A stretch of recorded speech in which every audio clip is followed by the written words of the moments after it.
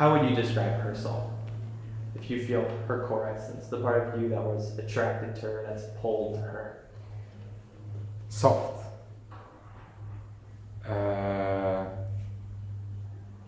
Beautiful. And very feminine. When you're talking about her beauty and that Yeah. softness and feeling that humbleness, Yeah.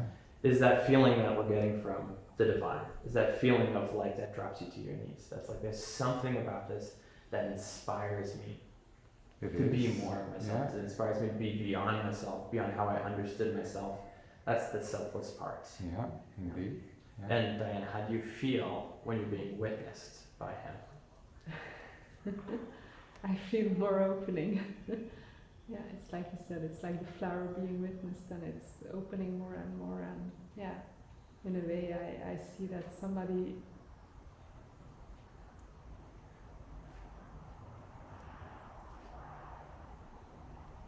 how he looks at me, like you saw it yesterday when he was standing before me, and yeah. And what do you feel when he's looking at you with that?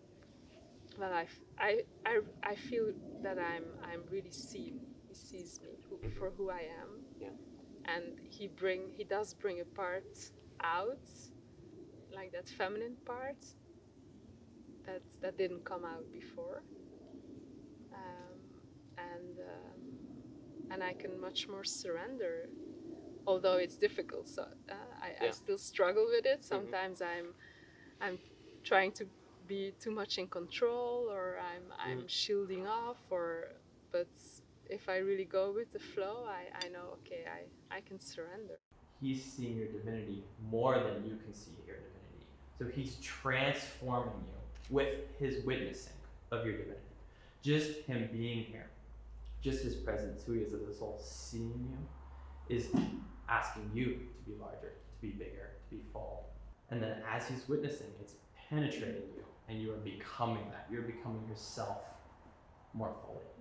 it's like I can't hide it from him. And I feel that for the moment there is no defense, she's wide open. She's Yeah. So Isn't it you amazing two how clear are that is? polarized right now. yeah. So She's there is nothing that I don't feel anything, no wall, no wooden panel, nothing at all. She's I think this is one of and the so problems. you're more attracted now because you can feel Of her. course, She's coming of in. course, but this is what it's all about. So everybody watching, think about any relationship with your mom, with a friend, with your intimate partner, and just about in communication. This is what's happening energetically, ego to ego, in conversations. So we're gonna just have you state what you would like first from him around this topic. I would like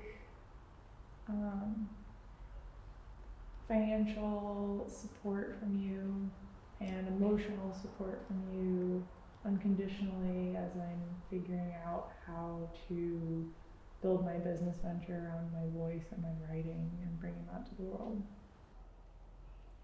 And then you get to move. How her requesting that of you, does that make you feel? Move your chair forward or back. Do you feel closer or further from her from that request? Good. Feel that? Do you see? So can you feel what was activated energetically from him when you moved back in that? Mm-hmm. And can you feel the I lower feel self? I feel it right here.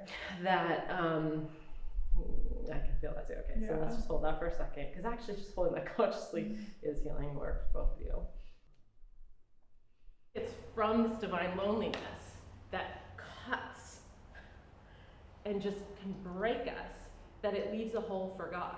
It leaves a hole for love. If we can allow the knife to be sharp enough, if we cannot run or defend from the pain. And that doesn't mean we don't take breaks and eat chocolate and watch crappy reality TV, because I'm a fan of those things. But I think it's also being willing to sit in the flames and to really ask your soul, why is this happening? Can you express in words what's coming through and out around that? How you are trying to move towards love with that? What do you want to say? You know, for Matt and I, our relationship has gone through many stages, and it fluctuates. But we went from a place of being very attracted to each other at an ego level, living in a very equal stage to kind of relationship, to kind of have everything blow up in our faces, and that kind of transforming into seeing soul to soul and deciding that we want a conscious relationship and we want to continue to awaken together and use this relationship as a way to open to God and unconditional love. And then I can feel the heartbreak here, and it's like fourth chakra around that topic.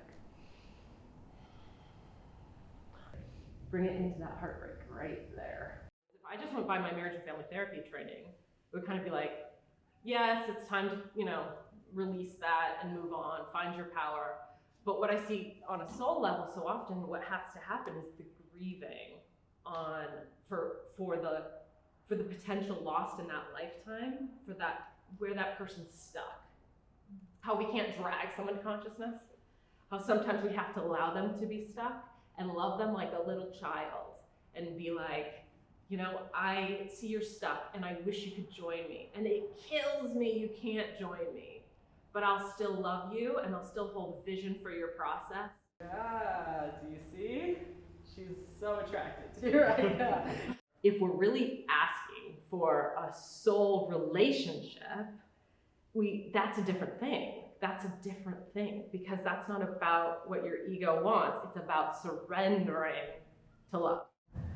I just felt that. I felt you in there, and I feel that this is helping, as you said, for me to understand that my soul can know and give you what you need, and that I've been trying with my analytical head and my ego to give you what you need and not allowing my soul to come through and give you the healing you need.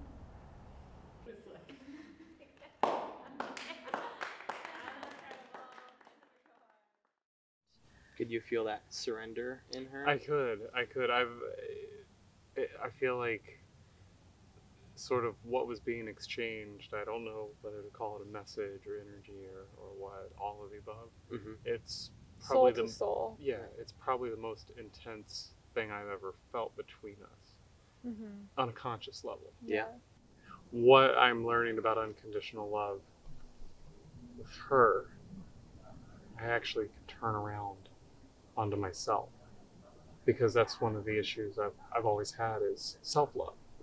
You have these glimpses of unconditional love, but then you also have the very real acts of living that out, of how does unconditional love show up here and how unconditional love is showing up, So it's feeling the energy, feeling that potential with each other, but it's also learning what that means every step of the way, and that's still a challenge, even if you have that glimpse, even if you know that there's that amazing potential. It's still, can you show up for this task? Can you show up for that? I was just thinking of that when you were talking about Matt showing his unconditional love, because there's unconditional love that's shown in an instant, and there's unconditional love that's shown over a lifetime. I'm so grateful that you came here with me and have, in a sense, showed up time and time again for me, because everything we go through together, in retrospect, I look back and I'm just blown away at what it's given me in terms of an ability to open and grow as a soul and as a person. And I wouldn't be where I am right now, who I am with the awareness that I have, if it wasn't for you showing up in unconditional love over and over and over again. I love you.